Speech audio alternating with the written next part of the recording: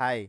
इस वीडियो में हम पढ़ेंगे meaning and nature of NGOs, non government organisations. इसका क्या मीनिंग है, इसका क्या नेचर है, ये हम इस वीडियो में पढ़ेंगे।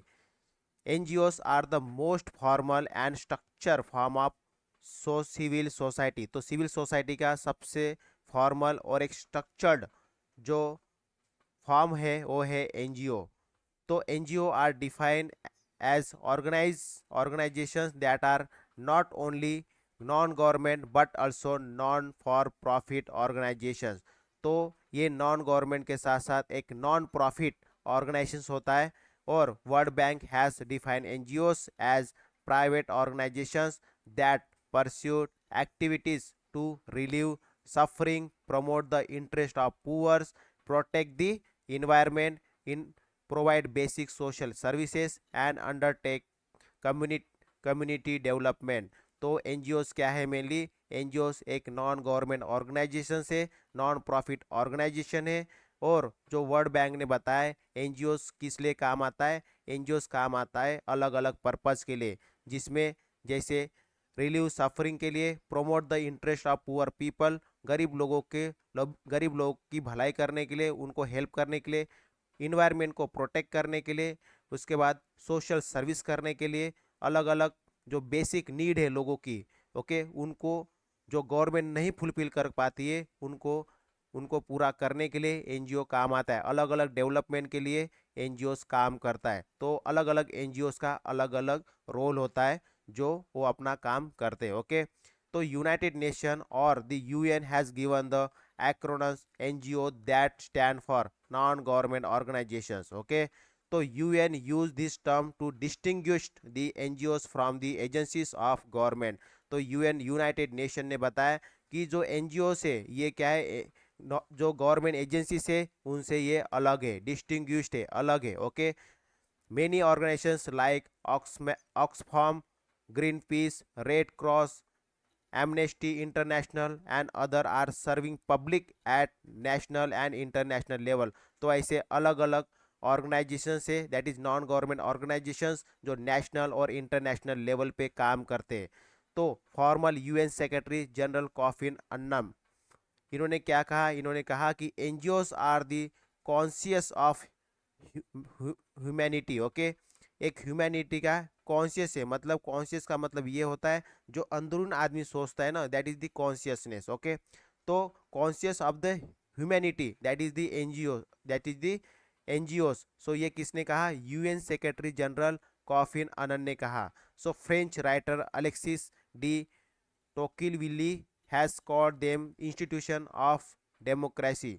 तो अलग अलग व्यक्तियों ने, अलग अलग फेमस पर्सनालिटीज ने इसकी डेफिनेशन अलग अलग दी है, मतलब मेनली इनको अलग अलग तरीके से बताया है।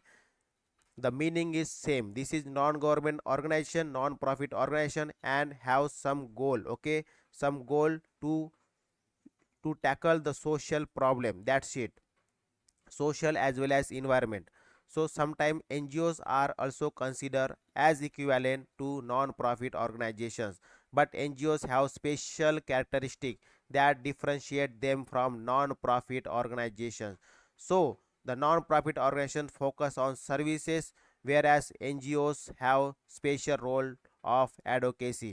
तो जो NGOs होते हैं उनका एक स्पेसिफिक कैरेक्टरिस्टिक होता है और वो नॉन प्रॉफिट ऑर्गेनाइजेशन से भी थोड़ा डिफरेंट करते हैं। जैसे कि जो नॉन प्रॉफिट ऑर्गेनाइजेशन होते हैं वो मेनली फोकस करते हैं सर्विसेज के ऊपर, लेकिन जो एनजीओस होता है उसका कोई एक स्पेशल रोल भी होता है जो कि एडवोकेसी। एडवोकेसी से मतलब होता है किसी की सहायता करना। ओके, किसी टॉपिक को पकड़ के उसका प्रोटेक्ट करना, उसके साइड से बात करना। ओके, तो that is called the advocacy, like advocate, same way. Okay, they advocate for the cause and mission.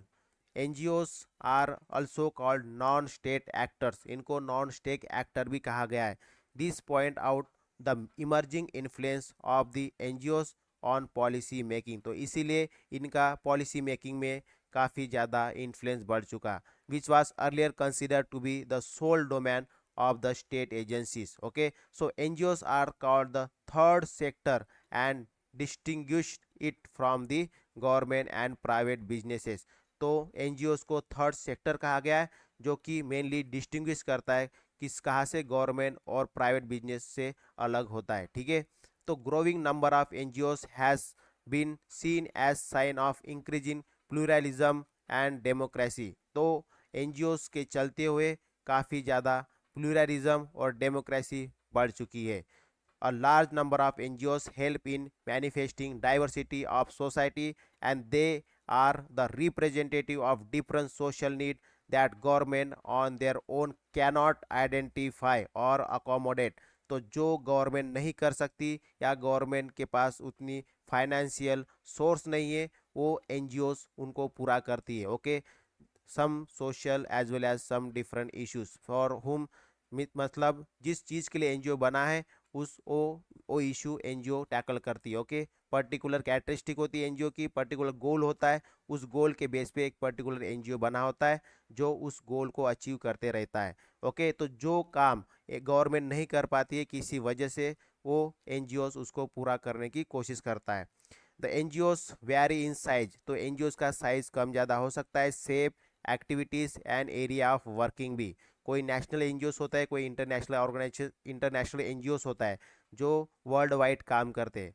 तो NGOs have a legal status in India, India के अंदर एनजीओस को एक लीगल स्टेटस मिला हुआ है, कानूनन अधिकार मिला है उनको। They have to get themselves registered under society regulation act of 1860। तो जो एनजीओस होते हैं वो खुद को रजिस्टर कर सकते हैं in the society regulation act of 1860 के अंदर। Okay, so NGOs is normally characterise as an independent organisation, इसको एक इंडिपेंडेंट ऑर्गेनाइजेशन बोला जाता है। It is neither run by government nor by profit making firm such as private sector business. तो जो NGO होता है ये कोई गवर्नमेंट इसको नहीं चलाता है, ना कोई बिजनेसमैन, कोई प्राइवेट सेक्टर जो बिजनेस होते हैं वो चलाते हैं इसको। ओके, अभी हम पढ़ेंगे मेजर कैरेक्टरिस्टिक ऑफ एनजीओस। तो अभी हमने क्या देखा, एनजीओ क्या होता है मेनली, उसके कौन से मतलब किस टाइप के एनजीओ है, और जो फेमस पर्सनालिटी है उन्होंने एनजीओस के बारे में क्या कहा। ठीक है, तो मीनिंग जाना हमने मेनली। अभी हम बात करते कैरेक्टरिस्टिक की। देखिए, NGOs are non government private in nature, they all separate from the government. Of course non government होते हो एंड प्राइवेट होते, एंड वो गवर्नमेंट से सेपरेट होते, अलग होते। Even though they receive support from the government, they have their own structure rules and regulation. NGO support लेता है गवर्नमेंट का, लेकिन फिर भी उनका खुद का एक स्ट्रक्चर होता है, खुद के रूल रेगुलेशंस होते हैं। So this is the first characteristic of NGO. Then second one is the NGO have a formal structure, उनका एक फॉर्मल स्ट्रक्चर होता है। दे प्रॉपरली डिफाइन होते हैं, उनके जो रोल होते हैं, रिस्पॉन्सिबिलिटी होती है, और उनके जो भी ऑफिस बैरियर्स होते हैं, ये सभी क्या होते हैं, डिफाइन होते हैं। ओके, दे वेल स्ट्रक्चर फॉर्म में काम करते हैं। This is the second characteristic. Then third is the NGOs are non-profit organizations who work for the welfare of the society। जो NGOs होते हैं और नॉन प्रॉफिट ऑर्गेनाइजेशंस होते हैं जो मेनली सोसाइटी के वेलफेयर के लिए काम करते हैं। They do not take any surplus to their owners, okay, but to the public. वो पब्लिक के लिए पूरा जो भी काम है, मतलब जो भी प्रॉफिट जो भी उनके पास होता है वो सभी पब्लिक के ऊपर खर्च कर देते हैं। Okay, so the fourth characteristic is NGO are self governing organisation, ये खुद अपना रूल रेगुलेशन बनाते और खुद अपने हिसाब से इसको गवर्न करते।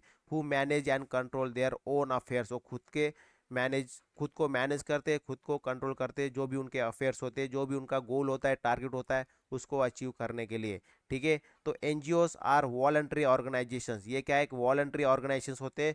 although they hire some employees or professionals, but majority of the people and specifically the management participate with the intention of social service only। तो इस तरह से एनजीओ जो होते हैं ये वॉलंटरी ऑर्गेनाइजेशंस होते हैं, सेल्फ गवर्निंग ऑर्गेनाइजेशन होते हैं, नॉन प्रॉफिट होते हैं, इनका फॉर्मल स्ट्रक्चर होता है, और ये नॉन गवर्नमेंट और नॉन प्राइवेट नेचर में होते हैं। ठीक है, ये हो गए मेनली कैरेक्टरिस्टिक ऑफ एनजीओस। और इसमें हमने जाना मीनिंग क्या है एनजीओस का, ठीक है, और वो कौन से रेगुलेशन के थ्रू रजिस्टर होते हैं, इंडिया के अंदर सोसाइटी रेगुलेशन एक्ट ऑफ 1860 के तहत। ठीक है, तो इस तरह से meaning and nature of NGO हमने जाना। नेक्स्ट वीडियो में हम पढ़ेंगे concept of social movement. Okay, तो that's all for this video, thank you, bye bye.